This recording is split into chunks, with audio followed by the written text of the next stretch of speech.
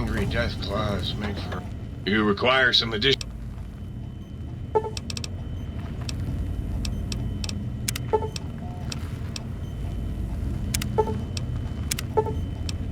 lot of reconstructive surgery. You require some addition...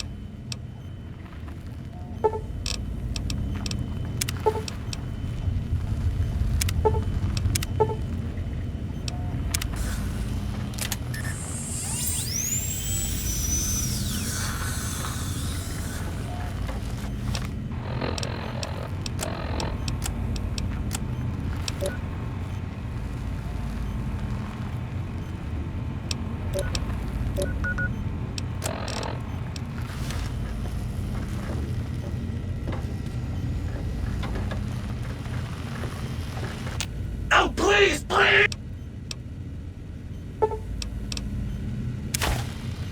Oh, please, please!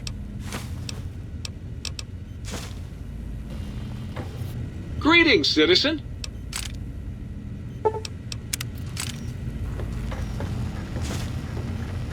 Got any more sweet...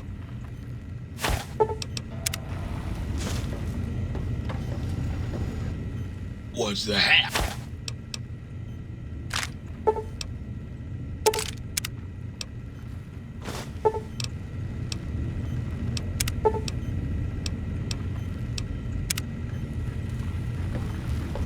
How can I illuminate? And then you gotta figure that the no's and the don'ts of life is to make you stronger. And a satisfied man is ignorant.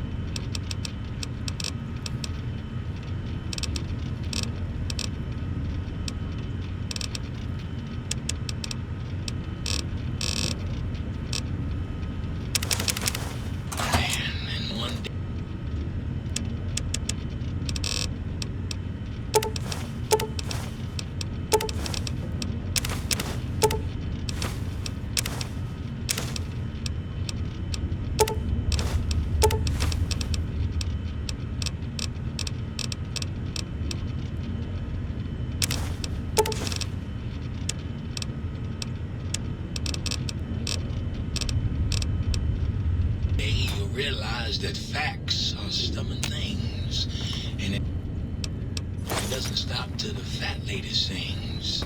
And if a woman is skinny, don't trust her. It means that she don't eat much, and a woman that don't eat can't cook. And if she can't cook, she don't read a book. And that's not a situation to be in. And one last thing. Well, hello there.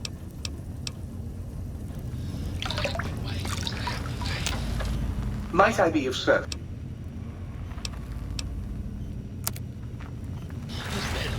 You require some addition...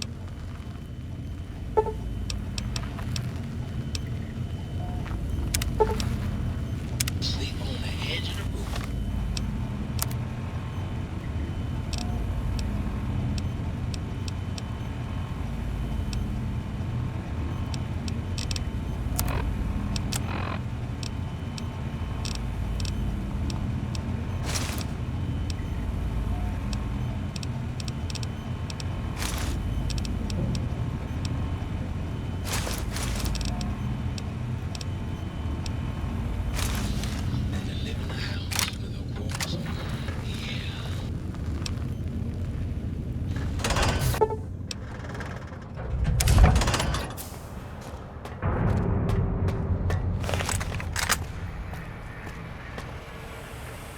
The lobotomite returns.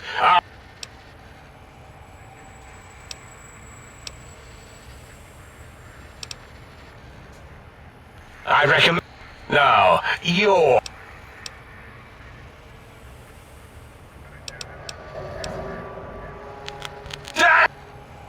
Blaster with her radio beams Behold the power of science!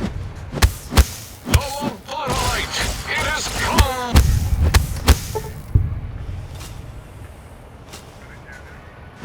Horus Paul!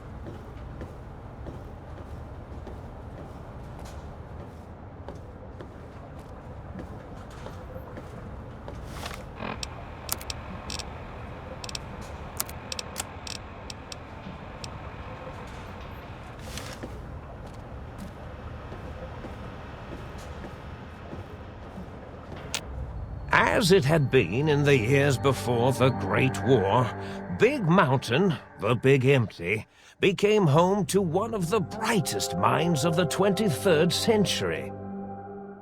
The Courier watched over the Big Empty for years to come, caring for it and keeping its discoveries safe until they were needed to help others. Which had always been Big Mountain's purpose. Past the laboratories and science, it had always been intended as a place to build the future of all mankind. The Sync Central Intelligence Unit was impressed by the amount of exploration the Courier had undertaken. Facilities believed lost, destroyed, or ones that had simply gotten up and walked to new locations had been rediscovered by its intrepid new master. Internally, the artificial personality debated as to whether it preferred the old management to the new, and concluded that the Courier's thorough approach to research and investigation was admirable and worthy of its respect. The Forbidden Zone continued to be, true to its name, forbidden. No more Robo-Scorpions were sighted in its canyons. Big Mountain became even emptier, devoid of Dr. Mobius's proclamations forecasting the destruction of anything that dared possess sentience. Still, it is said he lived on in the equations inscribed on the floor and walls of the Forbidden Zone dome. A cobweb tracery of symbols that told of 1,000 brilliant thoughts, now lost to time. The Sync atop the dome bustled with the voices of a small town, constantly chirping, arguing, and snarling at each other. Still, this all happened productively in the interests of its new owner. The Sync Central Intelligence Unit discovered, despite its inversion code, it was comforted by the sense of community the other personalities gave it.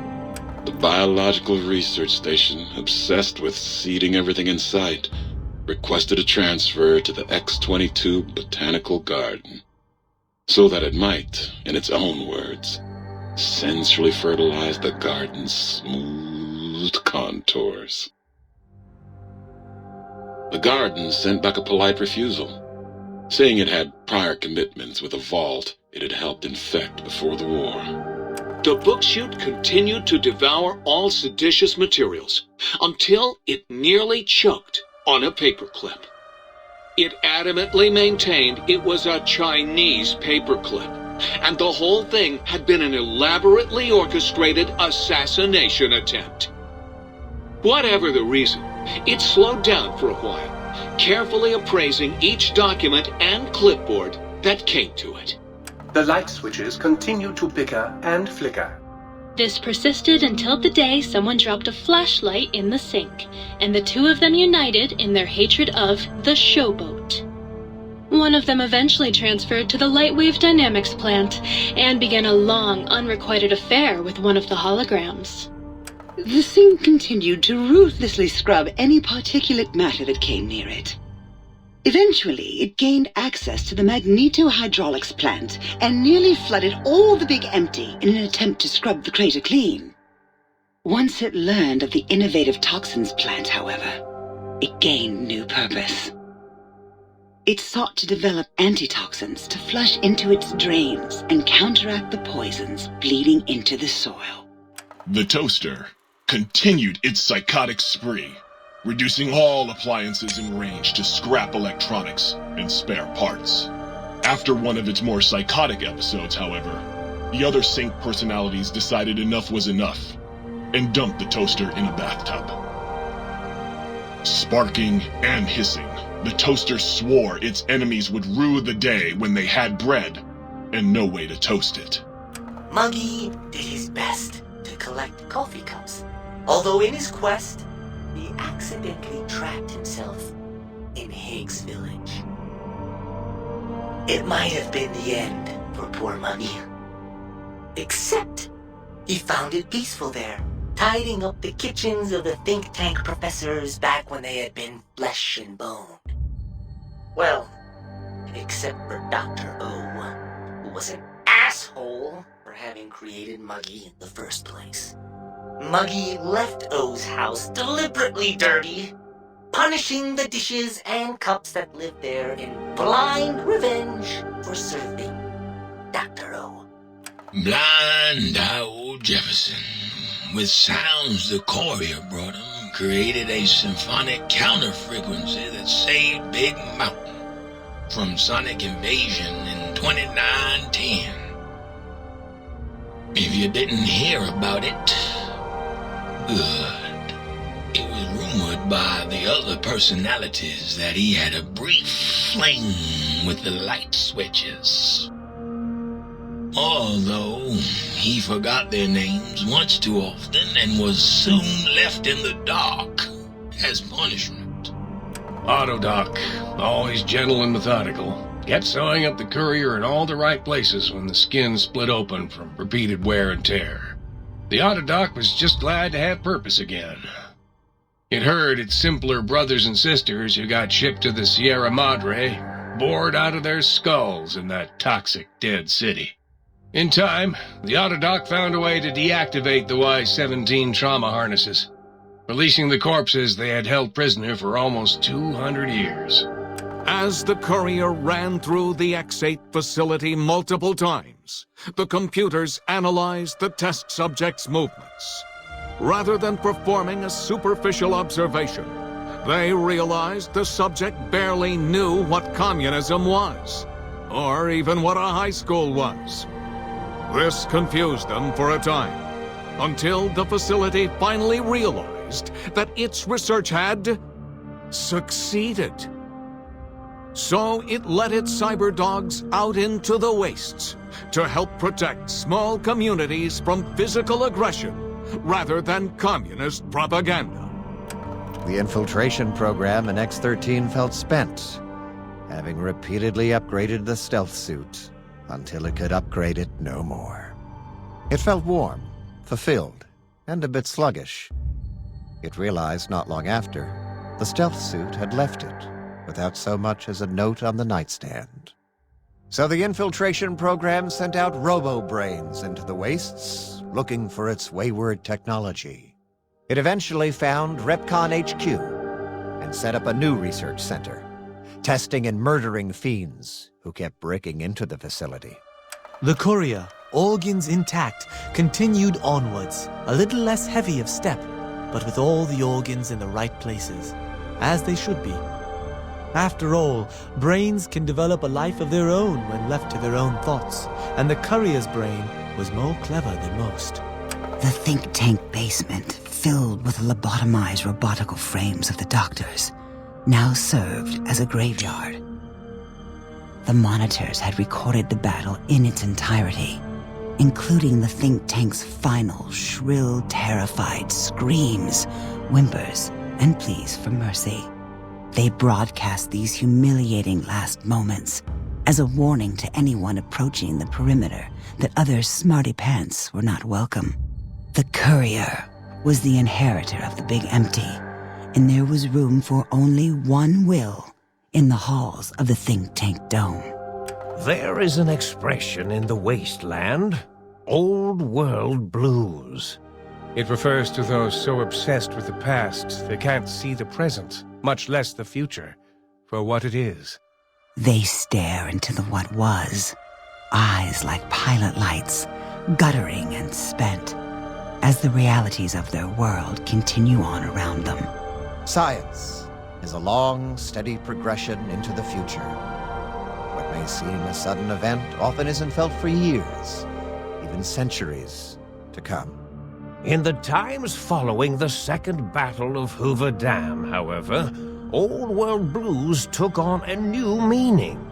Where once it was viewed as a form of sadness, nostalgia, it became an expression describing the potential for the future.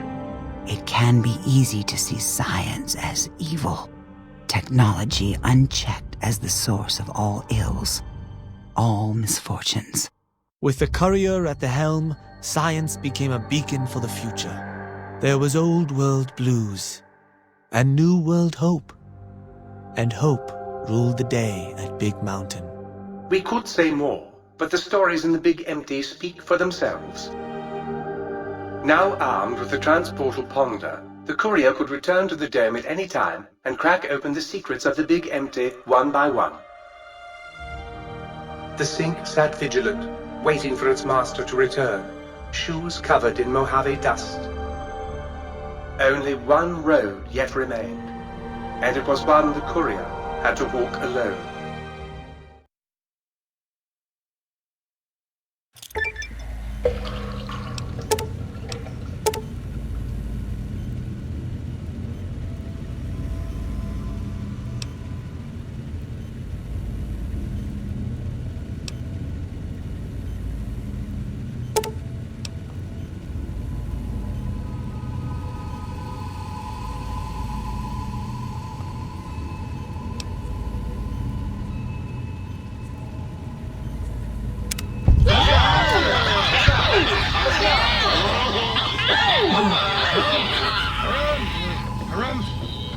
I love mud so much. I just kill myself.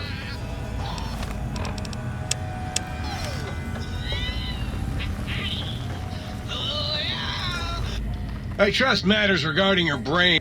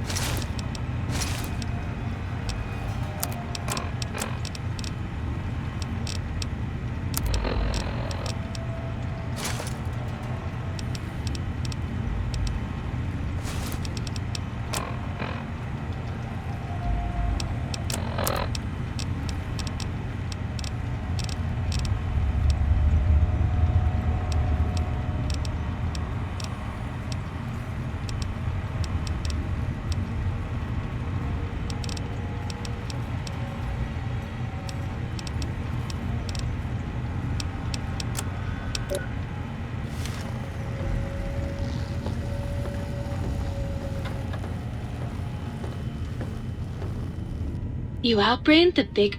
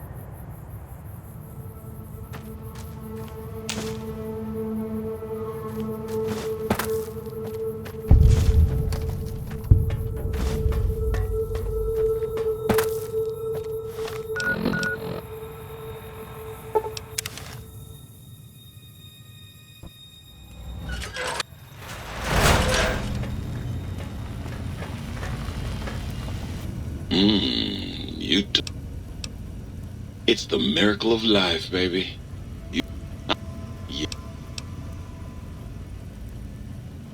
You just the miracle of life. I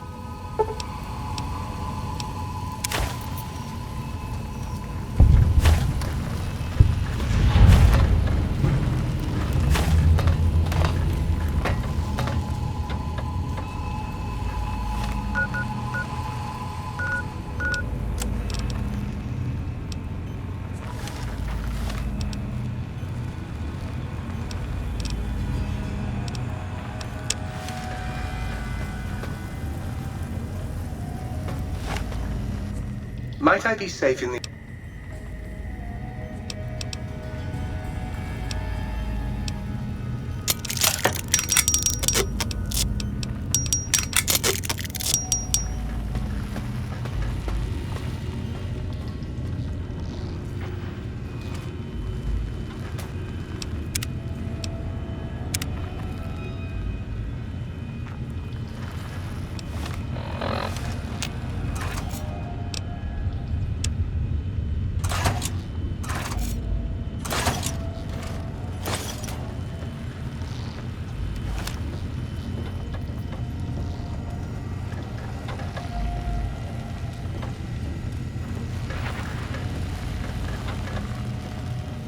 Will Sir be staying for any...